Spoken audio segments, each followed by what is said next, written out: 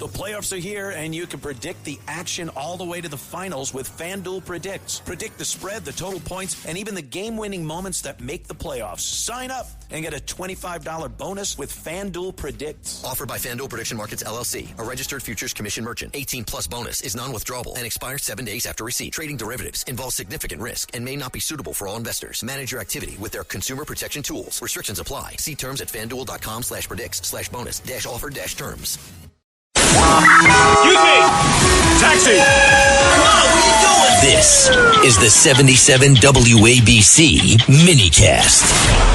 We are back, and with me right now is the author of a brand new book. His name, you know him from WABC here in New York and around the country and around the world, in fact, is Sean Spicer. Former communications director for the Republican National Committee, served as press secretary for President Trump during his first term in office. Sean, how are you? Good, Dominic. Thanks for being with me. Of course. So the book, your new book, is titled Trump 2.0. The reviews are outstanding, and it's all about the revolution that will permanently transform America. It's an insider's look at the MAGA movement and President Trump. So I guess I just want to ask you, and I'm going to get to the book in 10 seconds, your take on what happened in Washington as someone is so involved with the media.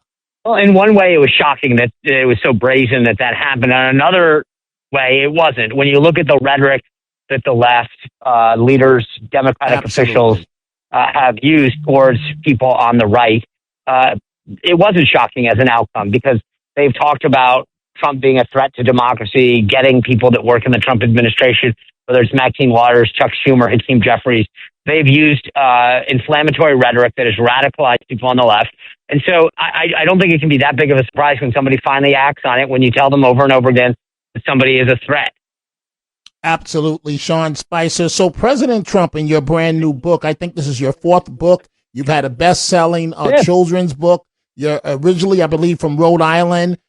You've served our country and so on. But in your book, you state if the president states, if you want to understand the people, the policies, and the process of my second term in office, read this book. What's the main point you want to get across to the American people? So the point of Trump 2.0 is to explain why it's different, Dominic. Every other president, except for one previously who served 2 terms, has been consecutive. President Trump's the first one in modern history not to have back-to-back terms. And those 4 years out of office are critical to understand why he's going to be so successful. So whether you're a Trump lover or you don't like the guy, you need to understand why. And these people that he's brought in it's a very different administration than Trump 1.0. And that's what I tried to get across. But it's not just saying it, it's explaining it. So why is the MAHA movement to keep America healthy and well so extraordinary? It's because of how it's being approached in Trump 2.0. Why are we finally tackling NATO and trade and all of these other issues? Part of it is because President Trump, had a roadmap that was created during his time out of office, but he's also got the right people that understand the agenda and how to do it. And, Dominic, I try to tell people who are sports fans, it's like if you play a team at the beginning of a season and then play them again at the end of the season, when you play them a second time, you have a better strategy. You know how they're going to approach your team. You know what players played well in that first match. And that's why this is so different. Wow. So, Sean Spicer, a question that I guess perhaps you're the only person that I can think of that can answer this for me. Why won't the media give this man credit for the tremendous job that he's done? Well, I mean, funny you asked that. And we started this conversation off by talking about the White House Correspondents' Dinner. And by extension, the White House Correspondents Association. I have an entire chapter in Trump 2.0 about this. And it comes down to they don't like him. There's Trump derangement syndrome. He threatens their way of life. I mean, to use a phrase that they love to use in terms of threaten, like he doesn't treat the media the way every other politician does, which is to suck up to him. You hear the names that he calls them. He will challenge them. He will sue them when they're wrong. He holds them accountable. They don't like that. They want to be coddled and treated like the elitist little group that they are. And that's I mean, they all want their rear ends kissed and sucked up to. And Trump, basically is like, hey, I'm driving this train. You're along for the ride. And I couldn't agree more with what you just said. Just another 2 minutes. You have a tight schedule, Sean, and I have to adhere to that today. It's my contention that President Trump has an outstanding chance of going down in history as the greatest president ever.